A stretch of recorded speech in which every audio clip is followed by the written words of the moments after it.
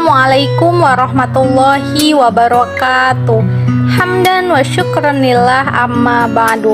Yang saya hormati kepada Bapak Ahmad Muluk Alfian SPD MH selaku dosen pengampu mata kuliah Pendidikan Pancasila dan Kewarganegaraan. Puji syukur kita panjatkan kepada Allah Subhanahu wa Ta'ala yang telah memberi kita nikmat, diantaranya yakni nikmat iman, nikmat Islam, serta nikmat sehat.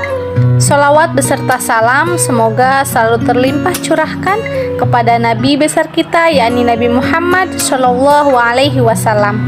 Baiklah, perkenalkan, nama saya Khofifah Mahdalena, NPM 2151040065, kelas B, Prodi Manajemen Bisnis Syariah, Fakultas Ekonomi dan Bisnis Islam, mahasiswa dari Universitas Islam Negeri Raden Intan Lampung.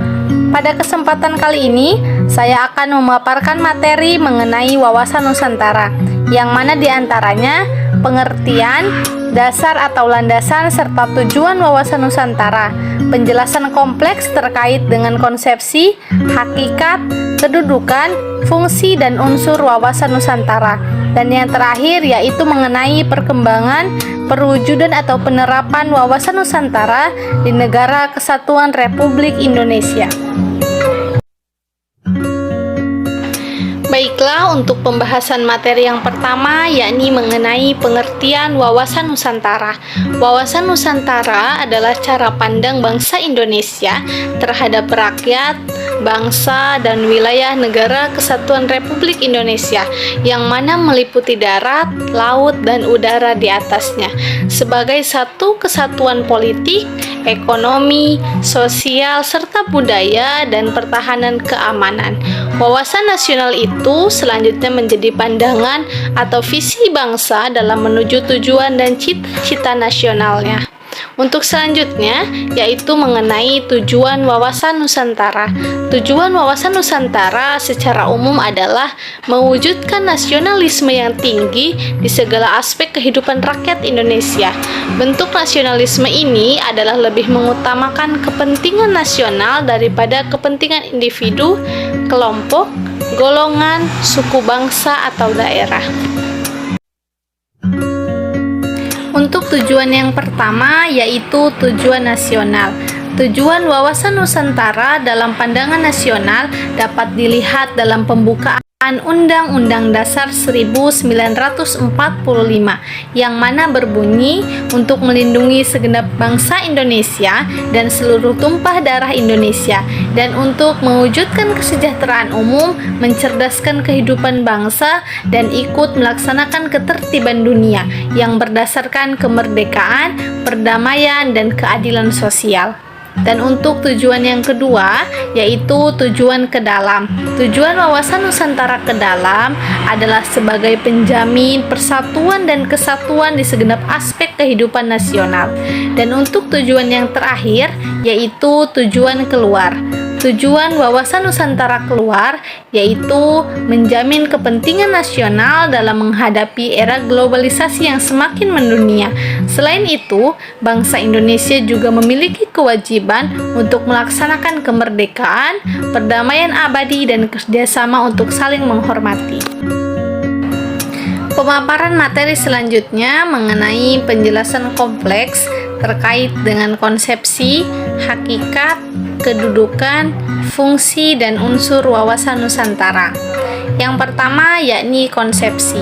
Wawasan Nusantara juga memiliki dua konsep dasar untuk memahaminya, yaitu konsep Trigatra, yang mana konsep ini memahami wawasan Nusantara menjadi tiga, yaitu geografis, demografis, dan strategis. Geografis adalah pengetahuan tentang letak Indonesia yang berada di antara dua benua dan dua samudra. Pemahaman ini juga meliputi pengetahuan akan wilayah Indonesia yang berupa negara kepulauan.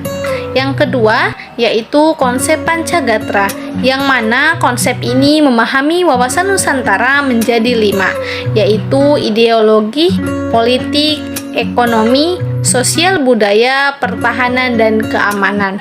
Ideologi adalah pengetahuan tentang Indonesia sebagai negara Pancasila, mencakup semua nilai, butir, dan implementasinya. Politik merupakan pengetahuan tentang hubungan, kekuasaan, dan kebijakan publik untuk pemerintah atau pemangku kebijakan. Yang selanjutnya yakni mengenai hakikat. Hakikat wawasan Nusantara adalah keutuhan Nusantara atau nasional.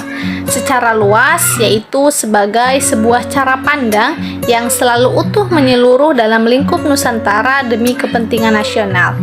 Yang selanjutnya yakni kedudukan. Kedudukan wawasan Nusantara menjadi sangat penting dalam mewujudkan tujuan nasional. Wawasan Nusantara menjadi sebuah wawasan nasional bagi bangsa Indonesia dan merupakan ajaran yang diyakini kebenarannya oleh seluruh rakyat Indonesia supaya tidak terjadi penyimpangan dalam upaya mewujudkan cita-cita serta tujuan nasional. Yang terakhir yaitu mengenai fungsi wawasan Nusantara. Apabila mengacu pada pengertian wawasan Nusantara, sebenarnya fungsi utama dari wawasan Nusantara yaitu sebagai panduan, pedoman, dan acuan bagi bangsa Indonesia dalam bernegara. Namun, fungsi wawasan Nusantara sendiri terbagi menjadi 4 kategori, yaitu sebagai wawasan pembangunan, sebagai konsep ketahanan nasional, sebagai wawasan pertahanan dan keamanan, dan yang terakhir yaitu sebagai wawasan kewilayahan. Untuk pemaparan materi yang terakhir, yaitu mengenai perkembangan, perwujudan atau penerapan wawasan Nusantara di Negara Kesatuan Republik Indonesia.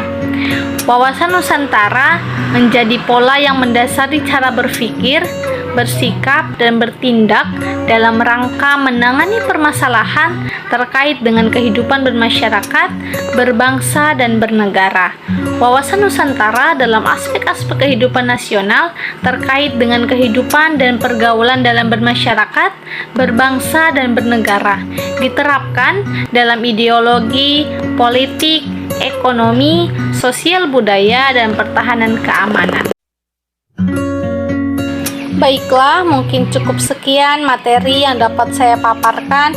Kurang dan lebihnya mohon maaf, dan kepada Allah saya mohon ampun.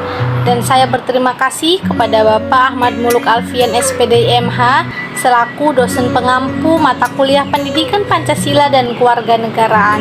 Wabillahi taufiq wal hidayah. Wassalamualaikum warahmatullahi wabarakatuh.